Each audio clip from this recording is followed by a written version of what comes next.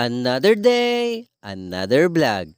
Heto na naman ang panibago nating video. Nagpunta nga pala kami sa bahay ni BGTV Destination para magkabit ng antena ng signal. Sobra nga tayong napahanga dahil sa ganda ng view sa itaas ng bahay nila. Pinaghanda rin tayo nila ng masasarap na pagkain para sa ating pananghalian. Tara! At samahan nyo na naman ako sa panibago nating video. Let's go!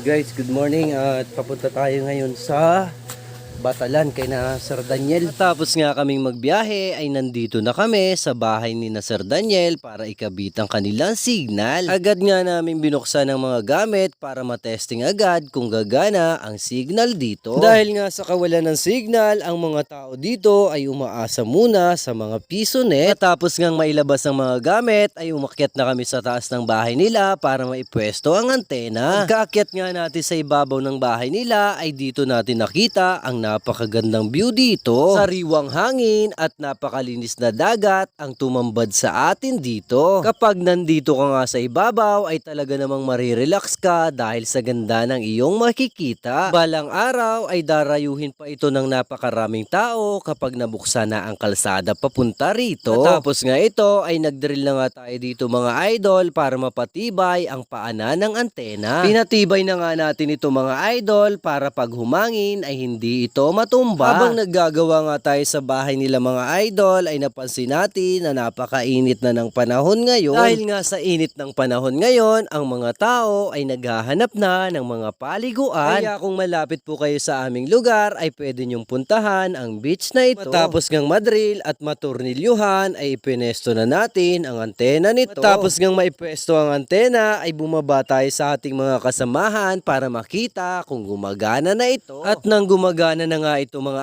idol ay niyaya tayo ni na Sir para magmerienda. Ipinaghanda nga tayo nila ng burger at talaga namang napakasarap nito. Agad ko nga itong inubos dahil napakasarap ng kanilang ginawang burger. After nga ng merienda ay niyaya ulit tayo ni Sir para mananghalian. At sa part niyang ito ay naglakad na kami papunta sa kanilang hapagkainan para makapag-start na sa aming pagkain. Sinabawang lapu-lapu ang sumalubong sa atin kaya naman na-excite tayong malasahan ito. At bukod pa nga dyan ay meron din silang prito at inihaw na tulingan. At dahil nga sa mga pagkain ito ay lalo tayong na-excite kumain. Ang nagluto nga nito mga idol ay walang iba kundi ang kanilang chef cook. At siya nga ang nanay ng isang solid follower natin na si Idol Nesty Baleros. Bukod nga pala sa mga isdang niluto ay nagluto din si Tol Nasser ng nilagang mais. After ngang maluto ang mga mais ay nag-start na kami sa aming pagkain. Dahil nga sa sobrang ka-exciteran ko mga idol ay hindi ko napansin na ako pala ang naunang magsandok.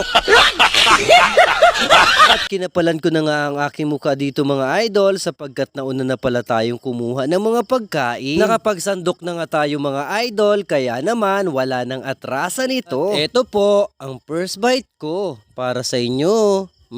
Sarap. Kain po tayo mga katalong. Nang matapos na nga ang aming gawain dito mga idol ay lumipat naman kami sa isa pa naming gawain. At habang nagbabiyahe nga tayo mga idol ay nadaanan natin ang ating mga followers na nagliliguan. Shout out po sa inyo mga idol at salamat sa palagiang pagsishare, panonood at pagsupport ng ating mga vlog. Shout out din po kay Ate Joy Sumagat, Aldrin Malangis, Aljun Malangis, Tol Nasser Kachero na naging kasama natin sa pagluluto ng mais. Sa mga hindi pa po natin na i-shoutout ay mag-comment lang kayo para sa sunod na video ay kayo naman ang mai-shoutout ko. At eto po ang ating latest video. Salamat sa panonood, salamat sa suporta. Ingat palagi. God bless!